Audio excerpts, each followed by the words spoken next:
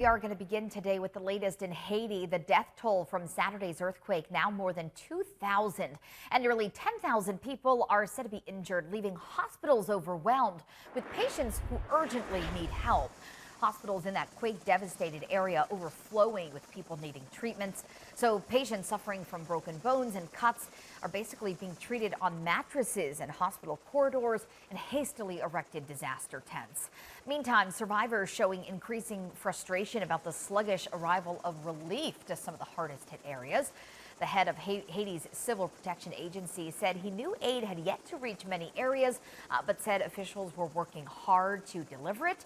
He added the goal was to deliver aid to everyone in need within a week. And Haiti is also facing critical shortages of safe drinking water and blood for transfusions in the wake of that double disaster, really. The earthquake followed by a tropical storm. Well, the epicenter of Saturday's magnitude 7.2 quake is on Haiti's southern peninsula. And Matt Rivers, he traveled to the remote town of Corral, where people say the central government has yet to send any help. Driving into rural Haiti is not easy. Miles and miles of tough, unpaved roads. But it's at the end of those roads where some of the worst damage from this earthquake lies. This is Karai, a fishing town of 30,000, where hundreds of structures have been destroyed. Guylaine Richard lost everything when the ground shook. I lost my business and my home, she says. I have 6 kids to send to school, and I don't know what I'm going to do. Hers was just the first home we saw. Up the street, we couldn't drive past this home because, like so many others here, what remains could collapse at any moment. So these guys behind me aren't professionals. They're just locals with hammer, wood, and nails trying to figure out a safe way to bring that severely damaged building behind me down to the ground. They told us in the nearly 5 days since this earthquake happened, they still have not had one representative from the central government show up. It's a tough place to get to, but as some pointed out to us, we managed to do it, so why hasn't the government?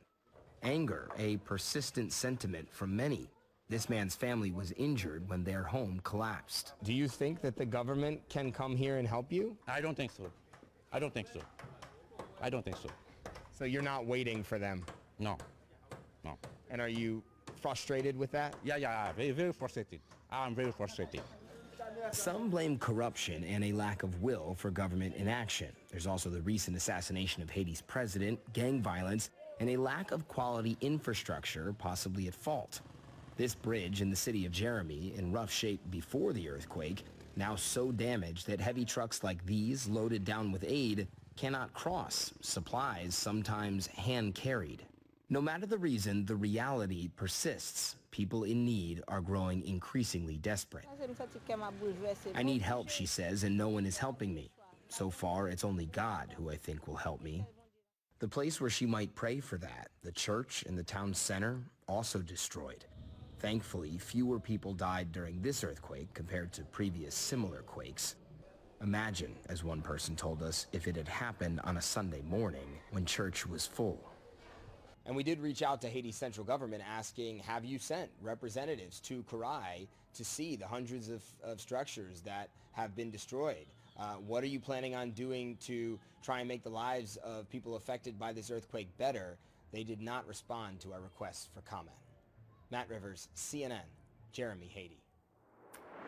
And the world is watching to see whether the occasion in Afghanistan, Independence Day, could be marked by protests once again, of course, by the Taliban now in control of the country. This as evacuation flights continue, but not at the pace officials had hoped for. Thousands of Americans still waiting to get out, and Afghans struggling to reach the airport through Taliban blockades. Bradley Blackburn has the latest from there. Video outside the Kabul airport shows the desperation. Afghans pleading to get on planes flying out of the country. The U.S. has now secured the airport and 8,000 people have been evacuated since Sunday, a Western security source tells the Associated Press. Inside, more are being processed before boarding transports, but officials acknowledge it is not happening fast enough. It's obvious we're not close to where we want to be in terms of getting the numbers through. A Taliban commander told CBS News his fighters have set up checkpoints into Kabul airport to control crowds.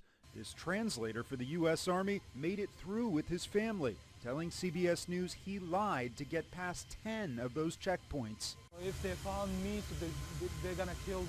Yesterday, President Biden defended the withdrawal process in an interview with ABC News. But the idea that somehow there's a way to have gotten out without chaos ensuing, I don't know how that happens. Senate Minority Leader Mitch McConnell told Norah O'Donnell the chaos was predictable.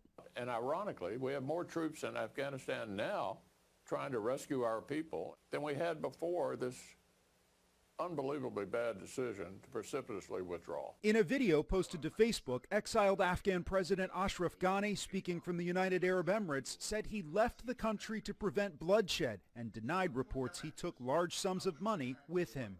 Bradley Blackburn, CBS News. Well, schools in Puerto Rico have started in-person education while COVID-19 cases are increasing on the island. Our Christian Ramos hit the streets to ask people if they agreed with the reopening of schools amidst the ongoing pandemic. Schools have started here in Puerto Rico while there's a spike in COVID cases. We asked the people what they think, and this is what they said.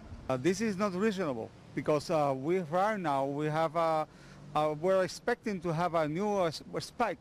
If we have the students coming to the school as a health professional, we know that we're going to have a more profound spike of all the cases with positive cases between October and November. And we're going to be maybe later on to have a lockdown. So we recommend the government to hold that process of the students coming to the public school. I think that the children need to go back to in-person education, but I also do think that all schools, public and private, need to make sure that all the necessary things are done to keep them safe and keep teachers safe. I think mask mandates is something that has to happen in schools, and I also think that social distancing, the hand sanitizing, the washing the hands is something that you need to build into their education. But definitely children, I know that there's a spike in COVID cases. We have to be precautious, but children need to go back to school. I think it's necessary if the kids and the parents and the school follow the appropriate protocol, cleaning the hands, maintaining distance, and keeping a safe area for studying. It should work. It's better than having the kids inside at homes, and they need to try it. It need to happen, and adjust accordingly. If things go wrong somehow, well, the protocols need to be adjusted. I think kids should come back to school, but maybe masks should be encouraged, as well as all staff being vaccinated. But I do strongly encourage that schools open back up and the kids get back into having social interactions with their classmates.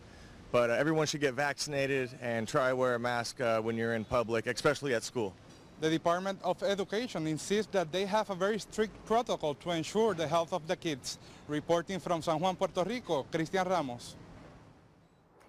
Well, tourism is, of course, the lifeblood for many Caribbean islands. So when people started traveling again recently, it was certainly a welcome sight for many. But as those COVID cases surge, people once again canceling or even postponing their travel plans. Our One Caribbean News' Emily Matson reports.